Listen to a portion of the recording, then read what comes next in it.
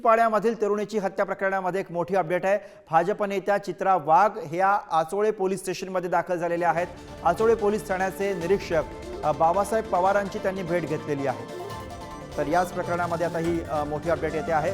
चित्रा वाघ, भाजपच्या नेत्या चित्रा वाघ या ठिकाणी पोलीस स्टेशनमध्ये पोहोचलेल्या आहेत। भाजप नेत्या चित्रा वाघ या आचोळे पोलीस स्टेशनमध्ये पोहोचलेल्या आहेत। आचोळे पोलीस ठाण्याचे निरीक्षक बाबासाहेब पवार यांची चित्रा वाघ यांनी भेट घेतलेली आहे। काल हा सगळा धक्कादायक प्रकार समोर आलेला होता आणि त्यानंतर आता भाजपच्या नेत्या चित्रा वाघ या ठिकाणी ॲक्शन मोडमध्ये दिसत आहेत। त्यांनी आचोळे पोलीस ठाण्याचे निरीक्षक बाबासाहेब पवार यांची भेट घेतलेली आहे आणि याविषयी आपण अधिक माहिती घेऊया। विपुल पाटील आपल्याला अधिक माहिती देतात। विपुल,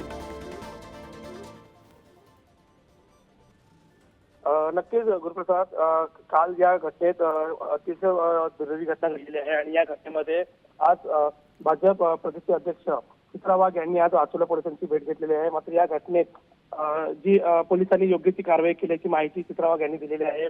तसंच 9 ते 17 तारखेपर्यंत कोणत्याही प्रकारची दोघांमध्ये बोलणी किंवा भेट झाल्या नसल्याचंही त्यांनी सांगितलेलं आहे। मात्र सोमवारी 17 जूनला रोहितने कॉल केला होता आणि त्यानंतर 2 वेळा आत्महत्या करण्याचा प्रयत्न देखील केला असा हे केला होता। मात्र आरोपीवर कठोर कारवाई व्हावी अशी मागणी देखील चित्रा वाघ यांनी केली आहे। विपुल, या सगळ्यामध्ये पोलिसांची भूमिका सुद्धा संशयास्पद आहे। पोलिसांवरती सुद्धा टीकेची झोड उठते आहे। वेळीच या सगळ्यावरती कारवाई झालेली नाही, वेळीच गांभीर्याने दखल घेतली नाही असं सुद्धा पोलिसांबाबत म्हटलं जातं आणि त्या पार्श्वभूमीवरती झालेली ही भेट